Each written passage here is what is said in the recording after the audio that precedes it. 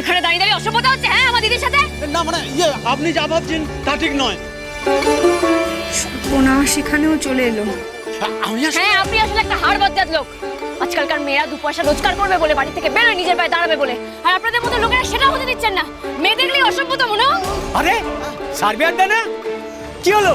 দাদা একটা চা। ওনাকে না জিজ্ঞেস করে আমাকে জিজ্ঞেস করুন এখানে কি হচ্ছে।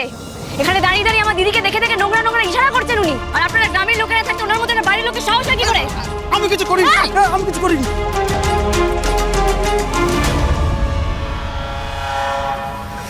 ঠিক যখন মাছটাকে ছিপে গাঁথতে যাচ্ছিলাম তখনই আসতে হলো। আর এই যে তুই কি রে দিদি? হ্যাঁ বাড়িতে তো তোর মুখে খই ফোটে। এই এই তোরা যা মালগুলো নিয়ে আয়। তুই এদিকে দেখা, তুই ফালতু ছেলেটাকে কিছু বলতে পারলি না? আজকে নিহত পালিয়ে গেল তাই না? ওরা কে ফালতু ছেলে? তুই চিনিস? কিছু জানিস না বুঝিস না অমনি খবরদারি করতে চলে এলি? ছেলেটাকে আমার পছন্দ ছিল, আমার পাক্কা খবর ছিল। ছেলেটা সরকারি চাকরি করে, ছেলেটা আবার গ্রিন সিগন্যালও দিচ্ছিল। ফোন নাম্বার দিলেই আজকে আমি ঠিক খেলিয়ে তুলে নিতাম। তুই সবটা ঘেটে গোবর করে দিলি। এই যে নীলদা বাবু, দেখো কি বানিয়ে এনেছি তোমার জন্য। বলো তো এটা কি?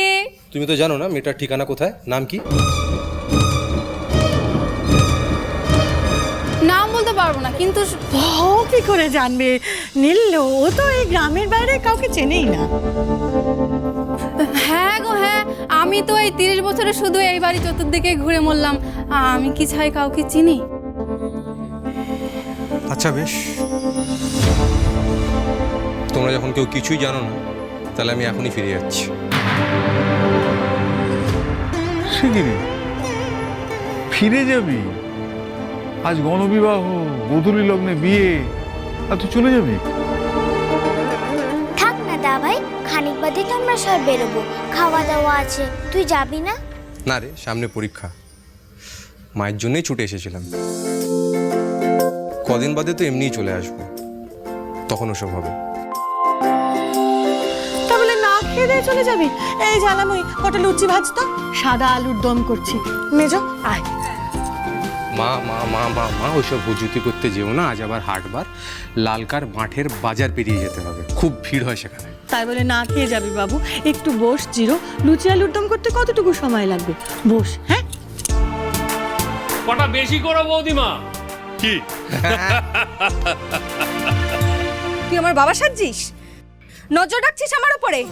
আমি কি করি না করি সবেতে তোকে বাদ সাধতে হবে তাই না? এই এই তুই পারবি ওরকম একটা বর আমার জন্য জোগাড় করে এনে দিতে? পারবি? তুই ওই ছেলেটাকে আশকারা দিচ্ছিলি? হ্যাঁ দিদি তুই কি বলছিস? কতদিন চিনিস তুই ছেলেটাকে? কোথায় থাকে ও, স্বভাব চরিত্রের কিছু জানিস তুই? তোর ফোন নাম্বার চাইছিলি? তুই জানিস আজকাল কত কিছু হয়? যা হয় হোক, তোরা তো জ্বলছে কেন? হ্যাঁ এমন একটা ছেলের সাথে বিয়ে দিয়েছিলি যে অ্যাক্সিডেন্ট করে মরে আমার জীবনটা শেষ করে দিয়ে গেল। এবার আমি যাই করি খবরদার আমার কোনো কাজে বাগদা দিতে আসবি না।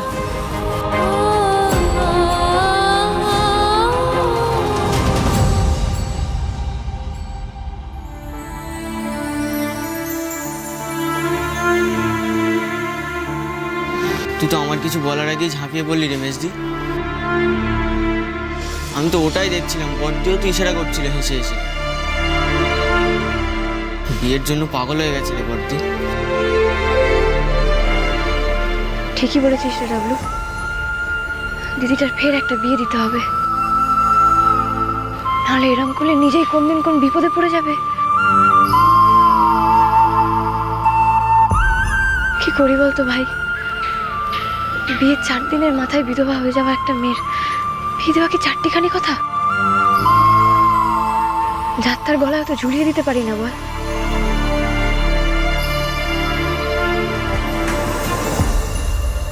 এইভাবে কেউ যায় বলতো নীল? মাঝে মাঝে এত জেদ করিস না তুই। এই বড় গাড়িটা ফেরত আসার পর গেলে কি মহাভারত অশুদ্ধ হতো? ফর নাথিং বাসটা মিস হয়ে যেত মা। আর আমি গাড়িটা বাস স্ট্যান্ডে রাখিয়ে দেবো, তুমি কাউকে দিয়ে আনিয়ে নেবে, ঠিক আছে? এই যে তোমরা ইন্টেনশনালি আমাকে মেয়েটার খোঁজ দিলে না, এটাতে কি প্রমাণ হয় জানো? কি আবার প্রমাণ হয়? এটাই প্রমাণ হয় যে এখনো সবাই আমাকে বাড়ির ছোট হিসেবেই দেখে, কেউ কেউ ভরসা রাখতে পারে না। এটাই আফসোস। তাই তাই যার জন্য এলাম তার সাথে দেখা করতে পারলাম না। ওরে না রে, তুই যা ভাবছিস তা নয়, বললাম না ওসব ছাড়। অসম্ভব, ওই মেয়েটাকে তো আমি ছাড়বো না। একবার যদি সামনাসামনি পাই না, মজা বুঝিয়ে দেবো ওকে। বাই।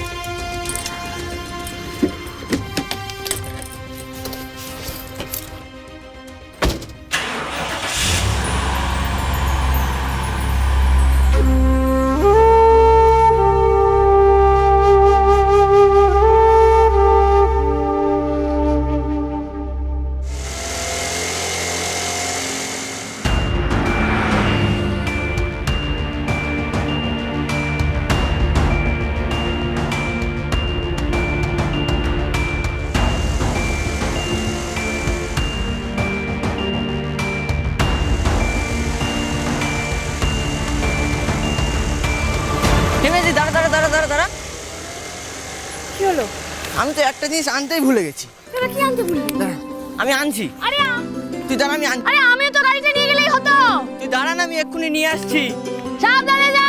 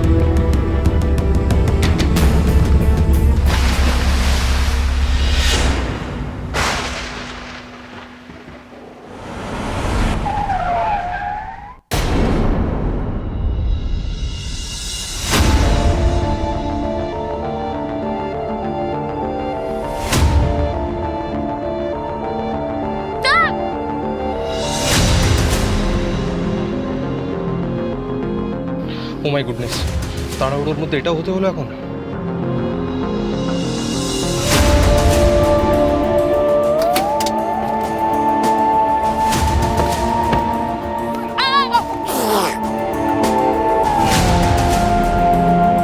দিন দিন আমায় দিন, এক্সট্রিমলি সরি, আমি ইচ্ছা করে কাদাটা ছেটাইনি, আনইনটেনশনালি হয়ে গেছে।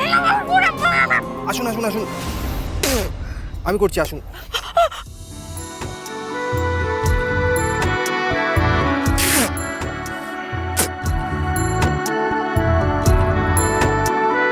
সরি সরি, আমার গাড়িতে জল আছে, দাঁড়ান আমি নিয়ে আসছি। ওটা মাঠানের ছেলে না? আরে তো সন্ধ্যা।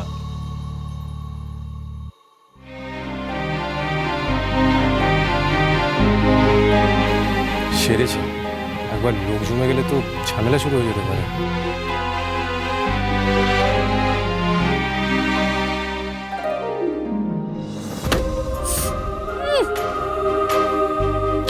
এ নিন, মুখটা ধুয়ে ফেলুন, এ নিন।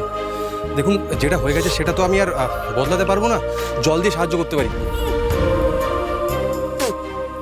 শুনুন, জলের বোতল আপনি আপনার মাথায় ঢালুন।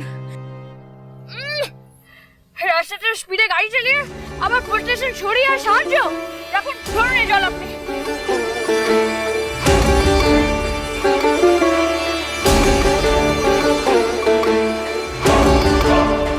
দেখুন, একটা ভুল হয়ে গেছে, সেটার জন্য ক্ষমাও চেয়েছি আর জল দিয়ে হেল্প করার চেষ্টাও করেছি। এর চেয়ে বেশি কিছু এক্সপেক্ট করবেন না। জলটা রইলো, ইচ্ছে হলে মুখটা ধুয়ে নেবেন। বাবু সাহেব, বাবু সাহেব আপনি যান, আমরা সব দেখে নিচ্ছি। যা সাহায্য করার তো করলে।